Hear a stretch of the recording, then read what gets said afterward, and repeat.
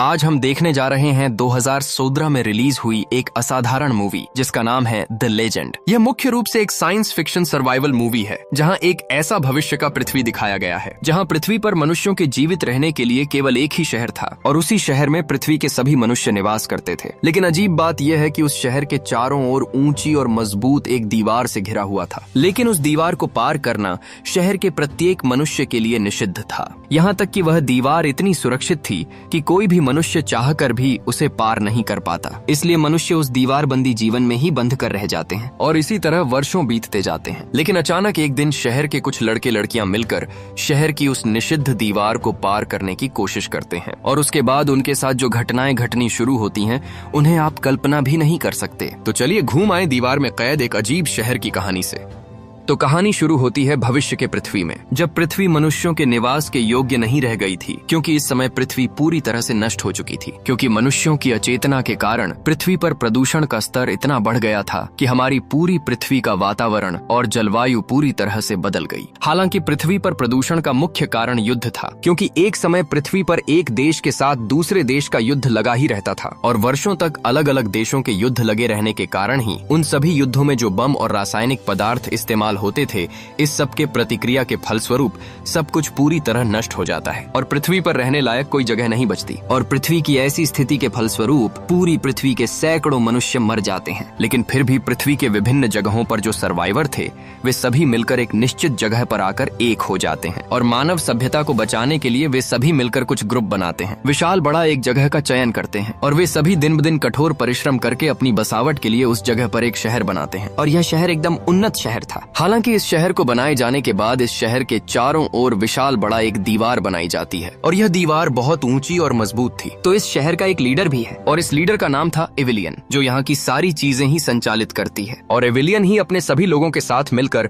शहर के अंदर सारी सुविधाएं प्रदान करती है, ठीक वैसी ही जैसी हमारी सामान्य पृथ्वी पर प्रदान की जाती है। अर्थात पृथ्वी पर जैसे भोजन, शिक्षा, आवास, चिकित्सा आदि के साथ मनुष्यों के और भी जो मौलिक अधिकार हैं वे सभी यहाँ थे। हालांकि इस शहर के कुछ नियम हैं। उनमें सबसे उल्लेखनीय नियम यह है कि यहाँ का कोई भी मनुष्य चाहे तो शहर के बाहर नहीं जा सकता। अर्थात शहर के चारों ओर जो दीवार है उसे पार करना यहाँ के प्रत्येक मनुष्य के लिए निषिद्ध था। अब एविलियन के लोग यहाँ सभी मनुष्यों को बताते हैं कि इस दीवार के बाहर रहने लायक कोई जगह नहीं है और यदि कोई मनुष्य इस दीवार को पार करके यहाँ के बाहर चला जाए तो वह मनुष्य पृथ्वी के वर्तमान वातावरण के साथ तालमेल नहीं बिठा पाएगा, जिसके फलस्वरूप वह तुरंत मर जाएगा। इसलिए जीवन बचाने के भय से अब तक कोई भी मनुष्य उस दीवार को पार करने की हिम्मत नहीं कर सका। एविलियन के लोग यहाँ यह भी बताते हैं कि शहर के अंदर जितने मनुष्य हैं वर्तमान में पृथ्वी पर केवल वही जीवित हैं। इस शहर के बाहर एक भी मनुष्य जीवित नहीं है। तो एविलियन और उसकी पूरी टीम एक अलग शक्तिशाली ग्रुप थी। वे सभी मिलकर शहर के प्रत्येक नागरिक के लिए काफी कठिन कुछ नियम बनाते हैं, जैसे कि इस शहर के प्रत्येक मनुष्य पर होलोग्राम वीडियो के माध्यम से नजर रखी जाती है, जिसके फलस्वरूप चाहकर भी कोई यहाँ के नियमों के बाहर नहीं जा सकता। यहाँ तक कि कोई मनुष्य इस शहर की दीवार को पार नहीं कर सकता, क्योंकि चूंकि उन पर हमेशा नजर रखी जाती है,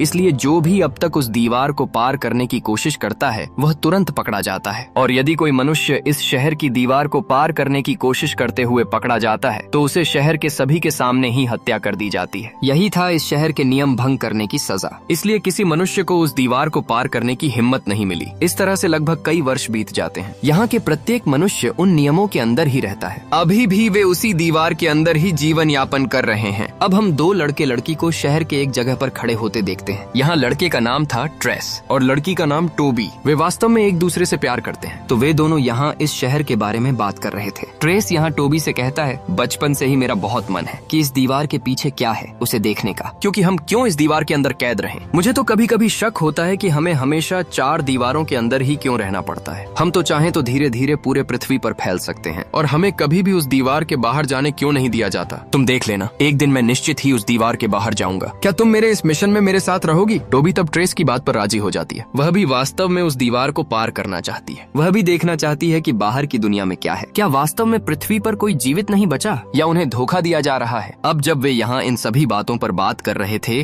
ठीक तभी शहर के बीच में एक होलोग्राम वीडियो चालू हो जाता है और वीडियो में कहा जा रहा था, आपको सभी को शहर के नियम कानून का पालन करने का अनुरोध है और यदि आप इस शहर के नियम भंग करेंगे और हमारे शहर की दीवार के पास जाकर उसे पार करने की कोशिश करेंगे तो तुरंत गवर्नमेंट के लोग आपको पकड़ लेंगे और जनसम्मुख आपको मृत्युदंड दिया जाएगा। वास्तव में अब इस शहर में रोजाना यह होलोग्राम वीडियो चलाया जाता है, क्योंकि वर्तमान में शहर के कई मनुष्य उस दीवार को पार करने की कोशिश कर रहे हैं। यहाँ तक कि कुछ दिनों से कई मनुष्य एविलियन की टीम के पास पकड़े गए हैं। इसलिए शहर के बाकी मनुष्यों को सतर्क करने के लिए रोजाना शहर के मनुष्यों को होलोग्राम वीडियो दिखाया जाता है। शायद आज भी उन्होंने कुछ मनुष्यों को दीवार पार करने के समय पकड़ लिया है, जिसके फलस्वरूप शहर के प्रत्येक मनुष्य को एक निश्चित जगह पर बुलाया जाता है। इसलिए टोबी तब उस जगह पर चली जाती है। वहाँ शहर के प्रत्येक मनुष्य आ चुके थे, यहाँ तक कि टोबी का बॉयफ्रेंड ट्रेस भी यहाँ था। तो जब टोबी उस जगह पर जाती है तब उसकी मुलाकात जोहाना नाम की एक महिला से होती है। जोहाना वास्तव में बहुत पहले से इस शहर की लीडर बनना चाहती है, अर्थात एविलियन की जगह वह लेना चाहती है। लेकिन यहाँ जब लीडर चुनने के लिए वोटिंग होती है तब जोहाना किसी न किसी कारण से वोट में हार जाती है। हालांकि वह अभी भी लीडर बनने की कोशिश जारी रखे हुए है। अब कुछ क्षणों बाद सभी के सामने मैक्स नामक एक अपराधी को लाया जाता है। वह भी इस शहर में दीवार को पार करने की कोशिश कर चुका था। तो यहाँ एविलियन सहित उसके सभी लोग आ चुके हैं और एविलियन का एक टीम मेंबर यहाँ सभी को कह रहा था, इस पर अब हम क्या सजा दें। सभी तब कहते हैं, शहर के नियम के अनुसार हम उसकी मौत चाहते हैं। इन सभी बातों को कहते हुए वे वहाँ चिल्ला रहे थे, लेकिन कुछ मनुष्य इन सभी नियम कानूनों के खिलाफ थे। अब कुछ क्षणों बाद एक व्यक्ति मैक्स के गले में एक इंजेक्शन पुश करता है। इसके बाद तुरंत सभी के सामने उसे गोली मारकर मार दिया जाता है। तब शहर के अधिकांश मनुष्य ही एंजॉय कर रहे थे। वास्तव में अपराधियों को जनसम्मुख हत्या करने का एक कारण है, ताकि उसकी परिणति देखकर शहर के सभी मनुष्य डर जाएं। लेकिन ट्रेस के लिए यह बहुत बुरा लगता है, इसलिए वह तब सीधे एविलियन के पास चला जाता है। वास्तव में एविलियन उसकी माँ थी, लेकिन संतान होने के बावजूद वह एविलियन के खिलाफ थी, क्योंकि उसके लिए ये सभी नियम कानून सही नहीं लगते। सामान्य एक अपराध में किसी मनुष्य को हत्या करना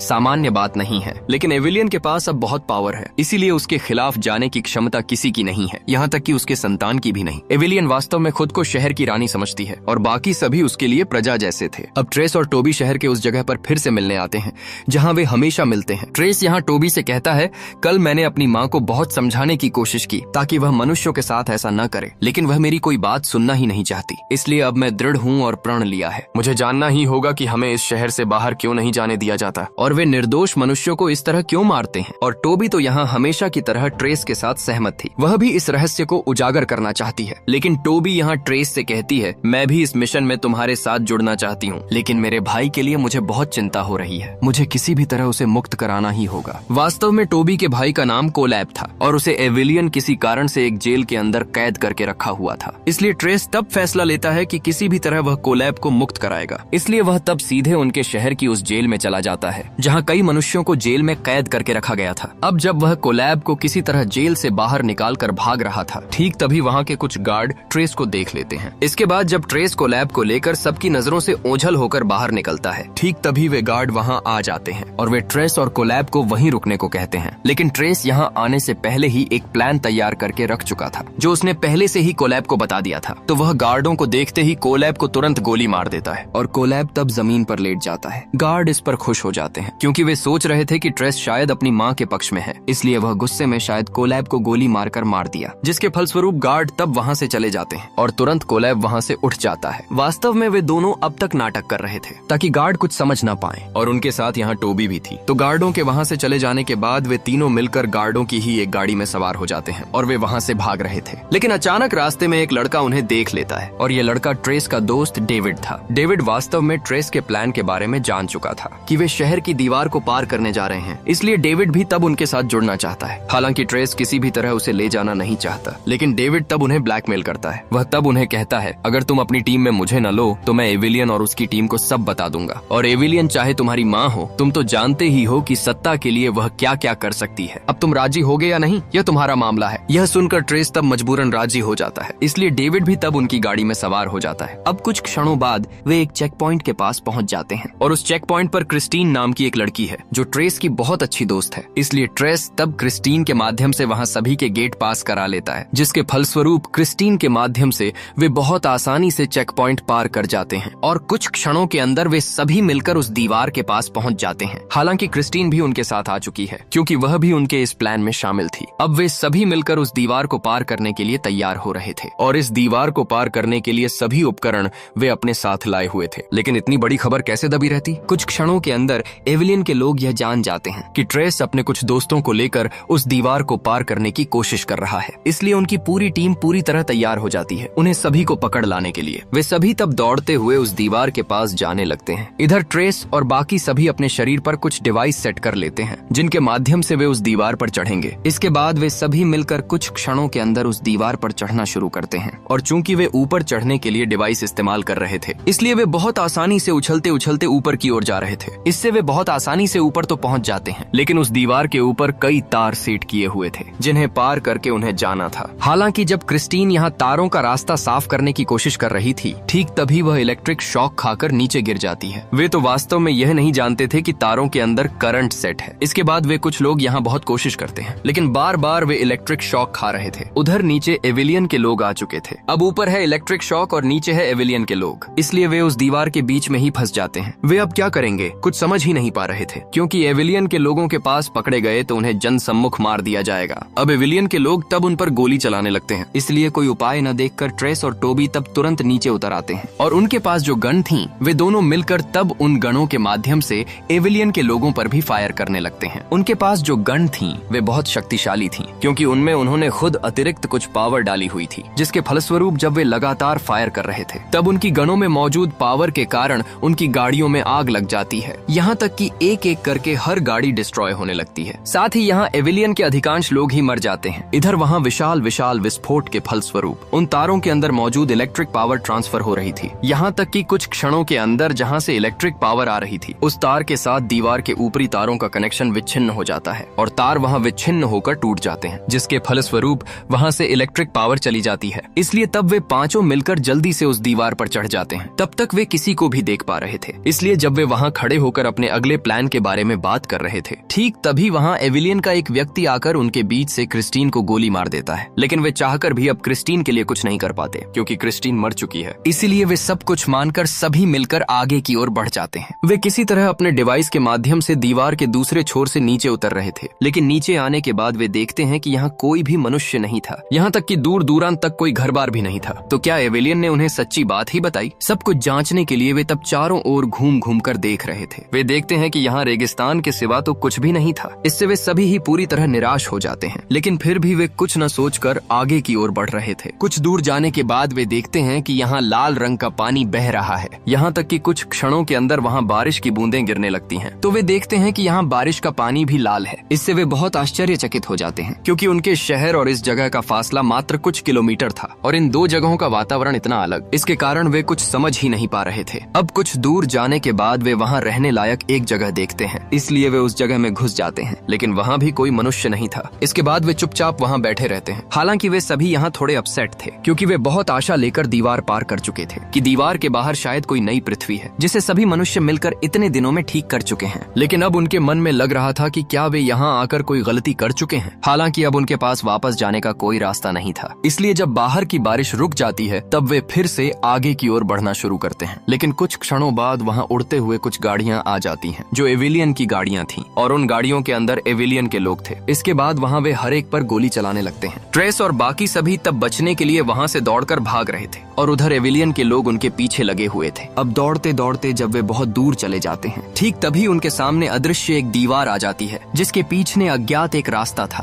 और इस रास्ते के पीछे ही सैकड़ों सोल्जर खड़े थे। यहाँ तक कि उनके पास विभिन्न प्रकार के हाई टेक्नोलॉजी के डिवाइस थे। साथ ही उनके रोबोटिक सोल्जर भी थे। उन्हें देखकर तो ट्रेस और बाकी सभी बहुत आश्चर्यचकित हो जाते हैं। अब एक सोल्जर ट्रेस और उसके साथियों को अपने पास बुला लेता है और उनके पीछे जो एविलियन के लोग थे वे तब उनके रोबोटिक सोल्जर के माध्यम से उनकी गाड़ियों सहित उन सभी लोगों को उड़ा देते हैं। हालांकि ट्रेस और उसके साथी तो समझ ही नहीं पा रहे थे कि यहाँ क्या हो रहा है और ये मनुष्य कौन है। मतलब क्या उनकी धारणा सही हो गई, अर्थात पूरे पृथ्वी पर शायद अब भी मनुष्य हैं। यह सोचकर वे सभी बहुत खुश हो जाते हैं। अब जब वे सभी उन्हें अपना परिचय बताने जा रहे थे तब उन्हें एक सोल्जर रोक देता है और वह उन्हें बताता है कि वे उनके बारे में पहले से ही जानते हैं। यहाँ तक कि इतने दिनों से वे उनके लिए इंतजार कर रहे थे कि कब वे उनके पास पहुंचेंगे। अब वहाँ के सभी सोल्जर उन्हें एक अत्याधुनिक डिवाइस के माध्यम से ले जाते हैं हैं, जेनेटिक वेलफेयर नामक एक कॉलोनी में। अब जब ट्रेस और उसके साथी उस जगह पर पहुंचते हैं तब वे सब कुछ देखकर पूरी तरह आश्चर्यचकित हो रहे थे। उनके लिए तो विश्वास ही नहीं हो रहा था, क्योंकि यहाँ की सारी चीजें बहुत आधुनिक थीं और यहाँ की स्थिति देखकर लग रहा था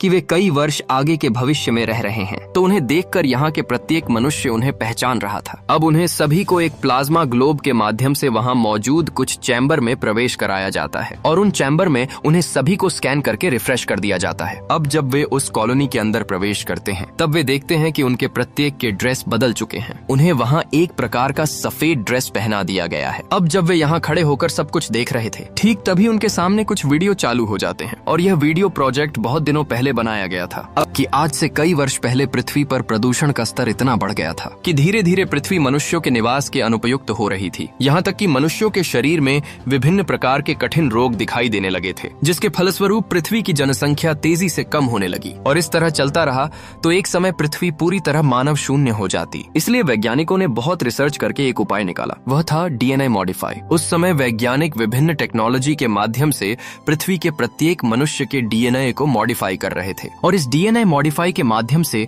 प्रत्येक मनुष्य अंदर से पूरी तरह परफेक्ट हो रहा था, जिसके फलस्वरूप उनकी शरीर की रोग प्रतिरोध क्षमता बहुत बढ़ जाती है और यह पोल्यूशन उन्हें कोई क्षति नहीं पहुंचा पाता। हालांकि डीएनए मॉडिफिकेशन के कई साइड इफेक्ट भी थे। यह कुछ मनुष्यों को बहुत स्ट्रांग बना देता, फिर कुछ मनुष्यों को बहुत वीक बना देता, जिसके फलस्वरूप जो सभी मनुष्य स्ट्रांग के दायरे में थे वे धीरे धीरे निर्दयी और कठोर हृदय के हो जाते हैं और उनका व्यवहार पूरी तरह बदल जाता है और वे खुद को सबसे बड़ा और शक्तिशाली समझने लगते हैं। दूसरी ओर जो वीक अर्थात शांत प्रकृति के थे वे इतने शांत हो जाते हैं कि उन्हें कुछ करने का मन ही नहीं करता। वे पूरी तरह आलसी प्रकृति के हो जाते हैं। अर्थात इस डीएनए मॉडिफिकेशन के कारण धीरे धीरे पृथ्वी के मनुष्य विभिन्न कैटेगरी में विभक्त हो जाते हैं। कोई शांत हो जाता है, कोई गुस्सैल हो जाता है, फिर कोई बहुत ज्यादा स्ट्रांग हो जाता है और इस तरह प्रत्येक मनुष्य जो कैटेगरी में पड़ता था उसकी अगली जनरेशन भी उसी कैटेगरी की हो जाती, जिसके फलस्वरूप विभिन्न कैटेगरी के मनुष्यों के बीच झगड़े विवाद बढ़ते जाते हैं, जिसके फलस्वरूप वह धीरे धीरे विश्व युद्ध में परिणत हो जाता है और इसी युद्ध के कारण ही तब पूरी पृथ्वी पूरी तरह नष्ट हो गई थी, जिसके फलस्वरूप वैज्ञानिक अपनी डीएनए मॉडिफिकेशन की रिसर्च को आगे नहीं ले जा पाते और इसलिए पृथ्वी पर जितनी पॉपुलेशन बची हुई थी उन्हें टिकाए रखने के लिए वैज्ञानिक पृथ्वी के विभिन्न जगहों पर छोटे छोटे कुछ शहर बनाते हैं और प्रत्येक शहर को शक्तिशाली दीवार से बंद कर दिया जाता है। अर्थात ट्रेस और टोबी जो शहर में निवास करते थे वह शहर वास्तव में एविलियन का नहीं बल्कि वैज्ञानिकों ने बनाया था, ताकि भविष्य की पीढ़ियां सुरक्षित वहां निवास कर सकें और वे अपनी डीएनए मॉडिफिकेशन रिसर्च को आगे ले जा सकें, ताकि इसका कोई साइड इफेक्ट न हो और धीरे धीरे वे फिर से पृथ्वी को पहले जैसी बना सकें। इधर ट्रेस और उसके साथी इस सभी बारे में सब कुछ जान जाते हैं और ठीक तभी वहाँ मैथ्यू नामक एक इंचार्ज आता है और वह उन्हें सभी को अलग एक जगह पर ले जाता है जहाँ उन्हें यहाँ के नियम कानून के बारे में सिखाया जाएगा। और जब वे सभी उस जगह पर प्रवेश करते हैं तब वे वहाँ कई मनुष्यों को देखते हैं और वे भी ट्रेस और टोबी जैसे ही थे, अर्थात वे भी अपने शहर की दीवार पार करने में सफल हो चुके थे और इसलिए उन्हें भी यहाँ ट्रेनिंग के लिए लाया गया था। अब वे सभी ट्रेस और उसके साथियों को देखकर बहुत खुश हो जाते हैं, क्योंकि वे उनके बारे में जानते थे कि वे भी एक दिन उनके साथ जुड़ेंगे। अब मैथ्यू यहाँ ट्रेस के सभी को परिचय करा रहा था। उधर हम एविलियन और उसके लोगों को देखते हैं और एविलियन भी यहाँ अपने बेटे ट्रेस के सभी बात को जानकर बहुत अधिक क्रोधित हो जाती है और वह अपनी टीम लीडर मार्क को युद्ध के लिए तैयार होने को कहती है। उधर ट्रेस, टोबी और उसके साथी यहाँ की सारी चीजें देख रहे थे। हालांकि यहाँ की सारी चीजें पूरी तरह ठीक ठाक थीं, लेकिन फिर भी किसी कारण से ट्रेस और टोबी के लिए सब कुछ संदेहजनक लग रहा था। खासकर ट्रेस के लिए चीजें अच्छी नहीं लग रही थीं। ट्रेस और टोबी इन सभी बातों पर बात कर रहे थे, लेकिन ठीक तभी वहाँ मैथ्यू आता है और मैथ्यू यहाँ टोबी से कहता है कि यहाँ के डायरेक्टर ने टोबी को इमरजेंसी में बुलाया है और उसने टोबी को अकेले ही बुलाया है। हालांकि ट्रेस टोबी को वहाँ अकेले जाने नहीं देना चाहता, लेकिन क्या करें, उनकी बात को तो ठुकराया नहीं जा सकता, क्योंकि उन्होंने ही उनका जीवन बचाया और उन्हें यहाँ आश्रय दिया, यहाँ तक कि यहाँ भोजन, वस्त्र और रहने की व्यवस्था भी कर दी। इसलिए टोबी तब मैथ्यू के साथ वहाँ चली जाती है जहाँ यहाँ के डायरेक्टर हैं और इस डायरेक्टर का नाम था टॉम। तो टॉम यहाँ टोबी को देखकर बहुत खुश हो जाता है। इसके बाद टॉम टोबी से कहता है,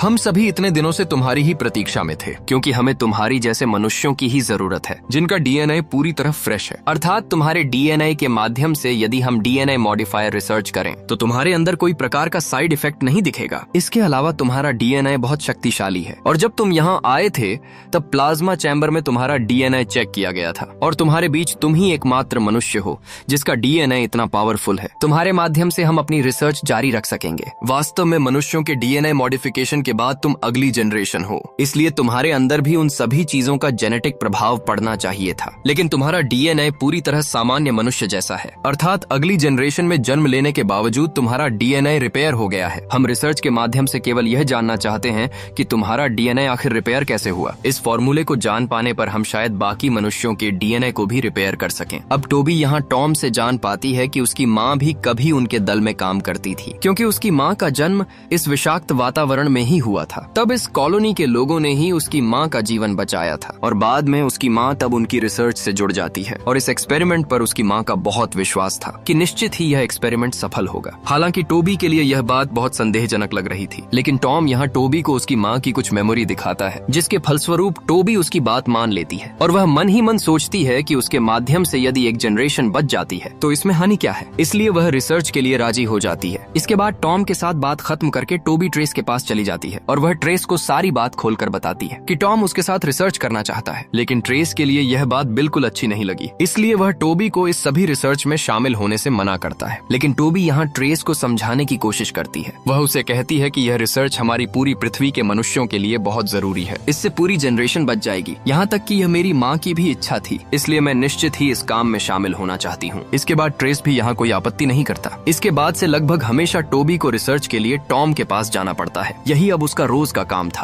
और यहाँ ट्रेस और उसके एक साथी को रोज मिलिट्री ट्रेनिंग दी जाती है, क्योंकि उनका डीएनए बहुत स्ट्रॉन्ग था, इसलिए उनका डीएनए मिलिट्री ट्रेनिंग को बहुत अच्छे से अब्सॉर्ब कर सकेगा। उधर ट्रेस के बाकी दो साथी अर्थात कोलैब और डेविड को पूरे शहर की देखभाल करने की जिम्मेदारी दी जाती है। वातावरण से लेकर शहर के प्रत्येक जगह पर क्या क्या हो रहा है, उन सभी चीजों पर नजर रखने की जिम्मेदारी उनकी दोनों की है। यहाँ तक कि वे जिस शहर के अंदर रहते थे, दीवार के अंदर, उन्हें यहाँ से उस शहर पर भी नजर रखनी होगी। हालांकि यह वे विभिन्न टेक्नोलॉजी के माध्यम से बहुत आसानी से कर सकेंगे और यह जॉब दोनों के लिए बहुत इंटरेस्टिंग लग रही थी। उधर दिन ब दिन ट्रेस और उसकी गर्लफ्रेंड टोबी मिलिट्री ट्रेनिंग कर रहे थे। वे विभिन्न कठिन फाइटिंग स्किल्स अपने काबू में ला रहे थे और वे दोनों वैसे ही बहुत स्ट्रॉन्ग थे, जिसके फलस्वरूप बहुत कम दिनों के अंदर उनकी मिलिट्री ट्रेनिंग का लेवल बहुत ऊपर चला जाता है। वे बहुत आसानी से यहाँ के प्रत्येक लेवल को पार कर रहे थे। अब जब कोलैब अपने चैम्बर में बैठकर शहर की ओर नजर रख रहा था, तब वह देखता है कि एविलियन जोहाना के साथ बात कर रही है। जोहाना वही है जो शहर की लीडर बनना चाहती है। दोनों के बीच यहाँ विभिन्न बातों पर झगड़ा हो रहा था। वास्तव में दोनों ही इस शहर की लीडर बनना चाहती हैं, इसलिए यहाँ दोनों के बीच ही जबरदस्त झगड़ा हो रहा था। यहाँ तक कि एक स्तर पर दोनों ही वहाँ युद्ध की घोषणा कर देती हैं, जो देखकर कोलैब बहुत चिंता में पड़ जाता है और वह दौड़कर ट्रेस को यह बताने आता है कि उनके शहर में विशाल एक युद्ध लगने वाला है। ट्रेस भी सुनकर बहुत चिंता में पड़ जाता है, क्योंकि वहाँ युद्ध लग गया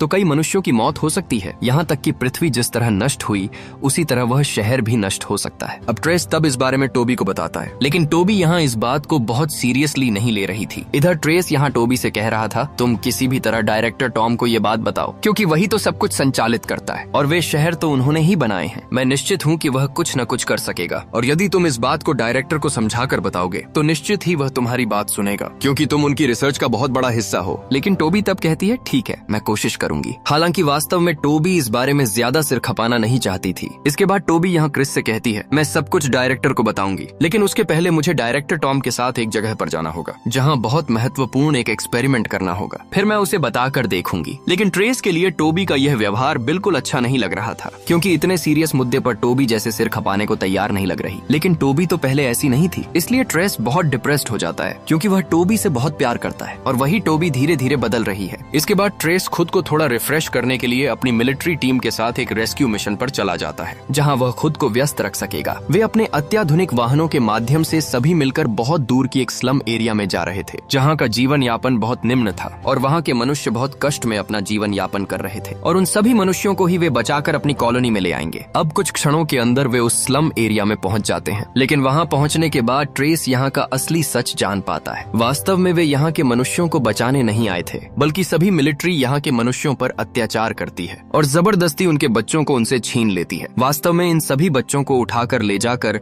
जेनेटिक वेलफेयर में भेजा जाता है और वहाँ प्रत्येक बच्चे की मेमोरी पूरी तरह मिटा दी जाती है। इससे उन बच्चों को कुछ याद नहीं रहता। फिर उनके माध्यम से director Tom DNA modify research करता है और ऐसा वे वर्षों से करते आ रहे हैं। लेकिन जब ट्रेस को यह सब पता चलता है, तब वह बहुत आश्चर्यचकित हो जाता है और उसके लिए यह बात बिल्कुल अच्छी नहीं लगती, क्योंकि एक्सपेरिमेंट के लिए इस तरह किसी माँ को संतानहारी बनाना गलत है, यह अन्याय है। साथ ही ट्रेस के मन में लग रहा था कि यहाँ शायद और भी कई अज्ञात मामले हैं जिन्हें उसे जानना होगा। इसलिए ट्रेस तब अपने साथियों को लेकर एकजुट हो जाता है और वह कोलैब और डेविड के उस जगह पर जाता है जहाँ वे जॉब करते हैं। वहाँ से वह अपने शहर की ओर नजर रखने लगता है। इसके बाद ट्रेस जान पाता है कि एविलियन और जोहाना के ये दो ग्रुप मिलकर विशाल बड़े एक युद्ध के लिए तैयारी कर रहे थे। वे प्रत्येक हथियार लेकर रेडी हो रहे थे। ट्रेस तब मन ही मन सोचता है कि किसी भी तरह इस युद्ध को रोकना ही होगा, इसलिए वह टोबी को यहाँ के सभी सत्य बताने का फैसला लेता है। हालांकि डायरेक्टर्स के रूम में सामान्य किसी मनुष्य का प्रवेश निषिद्ध था, लेकिन ट्रेस यहाँ एक एम्प्लॉय की मदद से लिफ्ट से डायरेक्टर्स के रिसर्च रूम में चला जाता है और सौभाग्य से वहाँ उसे टोबी अकेली मिल जाती है। ट्रेस तब टोबी से कहता है, तुम यहाँ की कोई चीज नहीं जानती टोबी, यहाँ का कोई भी मनुष्य अच्छा नहीं है, उनका उद्देश्य अच्छा नहीं है, वे अपने एक्सपेरिमेंट के लिए विभिन्न मनुष्यों पर टॉर्चर करते हैं। तुम इस जगह को जैसा समझ रही हो जगह वैसी नहीं है। लेकिन ठीक तभी वहाँ टॉम और उसके लोग आ जाते हैं और वे यहाँ टोबी को उल्टा पुल्टा समझाने की कोशिश करते हैं। टॉम टोबी को समझाने की कोशिश करता है कि ट्रेस उन्हें गलत समझ रहा है। वे बच्चों को लाते तो हैं, लेकिन उनके ऊपर डीएनए टेस्ट करके उन्हें छोड़ दिया जाता है और जिनका डीएनए टोबी जैसा होता है तब उनकी अनुमति लेकर उनके ऊपर भी रिसर्च किया जाता है। लेकिन ट्रेस यहाँ टोबी को टॉम की बात मानने से मना करता है क्योंकि उसने खुद अपनी आंखों से सब कुछ देखा है। हालांकि टोबी यहाँ ट्रेस की कोई बात मान नहीं रही थी। उसे लग रहा था कि ट्रेस शायद वास्तव में सब कुछ गलत समझ रहा है, इसलिए टोबी तब ट्रेस की कोई बात न सुनकर वह टॉम के साथ सबसे बड़े डील करने चली जाती है। इधर मैथ्यू यहाँ ट्रेस से कहता है, यदि तुम्हें हम पर इतना ही शक है तो तुम चाहो तो अपने शहर में वापस लौट सकते हो, हम खुद तुम्हें वहाँ पहुँचा देंगे। लेकिन ट्रेस के यहाँ बहुत मन खराब था क्योंकि उसे समझ आ गया था कि टोबी शायद अब उसे प्यार नहीं करती, वरना वह उसकी बात क्यों नहीं मान रही। ट्रेस ये भी समझ जाता है कि उसने टोबी को सारी जिंदगी के लिए खो दिया है, इसलिए वह अब यहाँ नहीं रहेगा। यहाँ तक कि यहाँ के मनुष्यों के अन्यायपूर्ण कामों से वह खुद को जोड़ना नहीं चाहता, इसलिए वह यहाँ के मिलिट्री के साथ अपने शहर की ओर रवाना हो जाता है। लेकिन जब ट्रेस मैथ्यू के साथ एयरशिप में बैठा था, ठीक तभी छिपकर मैथ्यू उसे कहता है, सुनो ट्रेस, ये तुम्हें तुम्हारे शहर में नहीं ले जा रहे, क्योंकि यहाँ से तुम्हारे शहर तक पहुँचने के लिए जो एयरशिप जरूरी है वह केवल टॉम के पास ही है, इसलिए तुम्हारा जीवन संकट में है। यह कहकर मैथ्यू वहाँ से चला जाता है और ट्रेस चूंकि यहाँ मिलिट्री फोर्स के बहुत टॉप लेवल पर था, इसीलिए वह एयरशिप के अंदर यहाँ के सोल्जरों के साथ फाइट शुरू कर देता है। सोल्जर भी यहाँ उसे मार गिराने की कोशिश कर रहे थे, लेकिन ट्रेस के पास पहले से ही बहुत शक्तिशाली एक गन थी। साथ ही वह अपनी स्किल के माध्यम से एक एक करके वहाँ प्रत्येक सोल्जर को मार गिराता है। हालांकि उनकी लड़ाई के फलस्वरूप एयरशिप में समस्या आ जाती है, जिसके फलस्वरूप एयरशिप सीधे एक रेगिस्तान एरिया में गिर जाती है और यह पूरी तरह वहाँ डिस्ट्रॉय हो जाती है। उधर हम टोबी और टॉम को देखते हैं। टॉम टोबी को लेकर अलग एक जगह पर आ चुका है जो उनकी कॉलोनी से भी बहुत अधिक उन्नत थी और यह वह जगह थी जहाँ बड़े बड़े व्यक्तियों के साथ जेनेटिक एक्सपेरिमेंट का डील होता रहता है और आज भी डील करने के लिए कई मनुष्य आ चुके हैं और उनमें से एक टोबी थी। टॉम तब यहाँ टोबी को उनके साथ परिचय करा देता है, लेकिन कुछ क्षणों के अंदर टोबी यहाँ टॉम का सारा सच जान जाती है। वास्तव में यहाँ जो मनुष्य डील करने आए हैं वह किसी जेनेटिक एक्सपेरिमेंट के लिए नहीं, बल्कि टॉम के लोग स्लम से जिन बच्चों को किडनैप करके लाए थे उन मनुष्यों के साथ उन्हें बेचने का डील कर रहे हैं। और टॉम की बातचीत सुनकर टोबी समझ जाती है कि ट्रेस ने उसे तब जो बताया था वह सब कुछ सत्य था। टॉम कोई अच्छा मनुष्य नहीं है, लेकिन फिर भी टोबी टॉम को कुछ नहीं कहती। वहाँ टॉम को यह एहसास नहीं होने देती कि टोबी उसके ऊपर शक कर रही है। इसके बाद टॉम जो कह रहा था टोबी वही सुन रही थी। उधर हम ट्रेस और मैथ्यू को देखते हैं जो डिस्ट्रॉय हो चुकी उस शिप के अंदर से किसी तरह बाहर निकल आए हैं। लेकिन यहाँ ट्रेस को बहुत चिंता हो रही थी क्योंकि उनके शहर में युद्ध लगने वाला था। लेकिन मैथ्यू चूंकि बहुत अच्छा मनुष्य था, इसलिए वह ट्रेस को एक गेट पास देता है जिसके माध्यम से टोबी अपने शहर में प्रवेश कर सकेगी। यहाँ तक कि वह यहाँ ट्रेस को टॉम के बारे में और भी कुछ जानकारी देता है कि टॉम आखिर कितना खतरनाक है और वह अपने प्लान को पूरा करने के लिए किसी भी मनुष्य को मार सकता है। लेकिन ट्रेस पहले अपने शहर जाना चाहता है ताकि वह वहाँ का युद्ध रोक सके। हालांकि ट्रेस यहाँ मैथ्यू से कहता है कि मैथ्यू टोबी के पास जाए और टोबी को जाकर यह कहे कि ट्रेस ने मैथ्यू को घायल अवस्था में छोड़कर चला गया, उसने उसकी मदद तक नहीं की। मैथ्यू तब वही करता है, वह सीधे टोबी के पास जाता है और कहता है कि ट्रेस ने उसे घायल अवस्था में छोड़कर चला गया। उसकी मदद करना तो दूर, बल्कि उसने उल्टे उसे मार धाड़ करके वहाँ छोड़ दिया। लेकिन यह सुनकर टोबी ट्रेस का सारा प्लान समझ जाती है क्योंकि ट्रेस ऐसा मनुष्य नहीं है जो किसी घायल मनुष्य को छोड़कर चला जाए। अब जब भी टॉम वहाँ से थोड़ा दूर चला जाता है, ठीक तभी मैथ्यू टोबी से कहता है कि ट्रेस को तुम्हारी मदद की जरूरत है। टोबी तब तुरंत अपने भाई कोलैब के पास जाती है जो उनके शहर की देखभाल की जिम्मेदारी में है। टोबी अपने भाई कोलैब से कहती है कि किसी भी तरह उनके शहर की लीडर से संपर्क करो, अर्थात एविलियन से संपर्क करो। एविलियन को यह बताओ कि उसका बेटा बहुत खतरे में है, इसलिए वह अपनी टीम को लेकर उसे मदद करे। उधर हम ट्रेस को देखते हैं जिसकी हालत पूरी तरह खराब हो चुकी है। फिर भी वह धीरे धीरे अपने शहर की ओर बढ़ रहा था, लेकिन एक जगह पर आकर उसका शरीर बहुत खराब हो जाता है, इसलिए वह तब वहाँ चुपचाप बैठा रहता है। लेकिन ठीक तभी वहाँ एविलियन अपने लोगों को लेकर आ जाती है और वे ट्रेस को अपने साथ अपने शहर में वापस ले जाते हैं। इसके बाद जब ट्रेस थोड़ा स्वस्थ हो जाता है तब वह अपनी माँ एविलियन से कहता है, मैं यहाँ की सारी चीजें जान चुका हूँ माँ, जो सारी सारी चीजों के पीछे हाथ है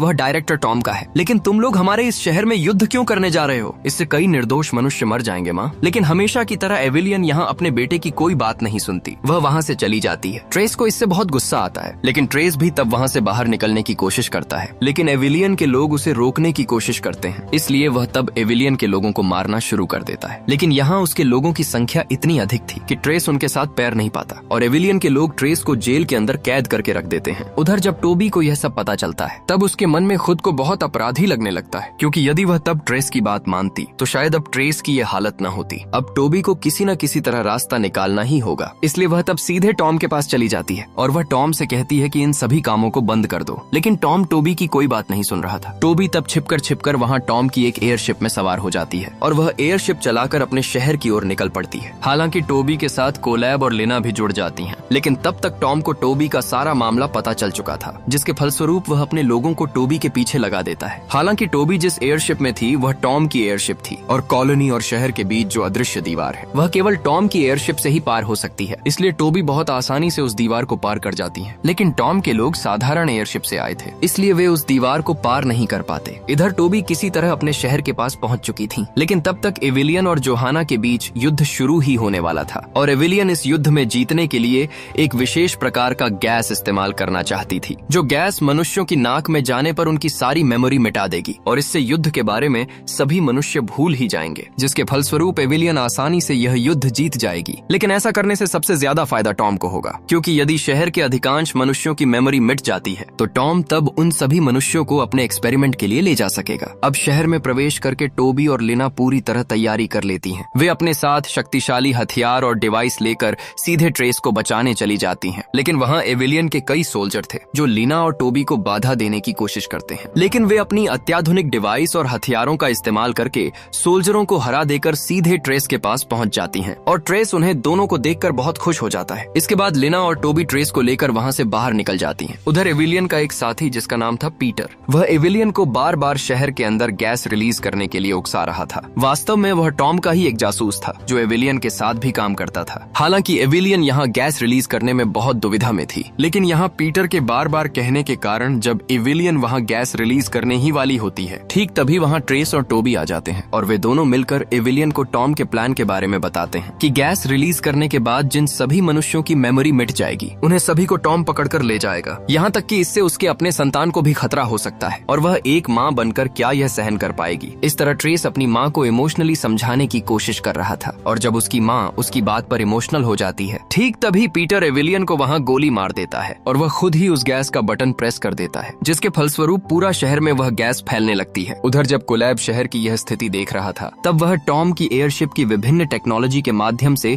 इस गैस को बंद करने के विभिन्न उपाय ढूंढ रहा था और इस सभी पर टॉम नजर रख रहा था। इसके बाद देखा जाता है कि वह गैस धीरे धीरे पूरे शहर में फैल चुकी है, यहाँ तक कि वह मिट्टी के नीचे से पीटर के लैब के अंदर भी आ रही थी। लेकिन पीटर को यह नहीं पता था कि गैस को कैसे बंद करना है, इसलिए अब वह अपनी अपनी मेमोरी के लिए ही चिंतित हो जाता है, जिसके फलस्वरूप वह वहाँ का दरवाजा खोल देता है ताकि टोबी और ट्रेस कुछ कर सकें। टोबी तब यहाँ जल्दी से जानने की कोशिश कर रही थी कि इस गैस का मेन सोर्स आखिर कहाँ है, अर्थात यह गैस किस जगह से आ रही है। वे तब जान जाते हैं कि इस गैस का मेन सोर्स एक अंडरग्राउंड टनल के नीचे ही है। ट्रेस तब जल्दी से उस अंडरग्राउंड टनल के नीचे चला जाता है, लेकिन वहाँ टॉम टोबी को रोकने की कोशिश कर रहा था। वास्तव में इस जगह की सारी चीजों का कंट्रोल टॉम के पास ही था, इसलिए वह यहाँ विभिन्न इल्यूजन पैदा करके टोबी को डिस्ट्रैक्ट करने की कोशिश कर रहा था। यहाँ तक कि वह यहाँ विभिन्न डिवाइस के माध्यम से टोबी को मार भी गिराना चाहता था। लेकिन टोबी ने जेनेटिक वेलफेयर में बहुत कठिन ट्रेनिंग की थी, जिसके फलस्वरूप वह बहुत आसानी से यहाँ के सभी इल्यूजन को पार कर रही थी। इसलिए टॉम तब खुद भी समझ नहीं पा रहा था कि किस ट्रैप के माध्यम से वह टोबी को रोक सकेगा। इधर टोबी किसी तरह उस मेन सोर्स की जगह पर पहुंच जाती है जहां से वह गैस रिलीज हो रही थी और वह वहां कोई समय बर्बाद न करके अपने पास मौजूद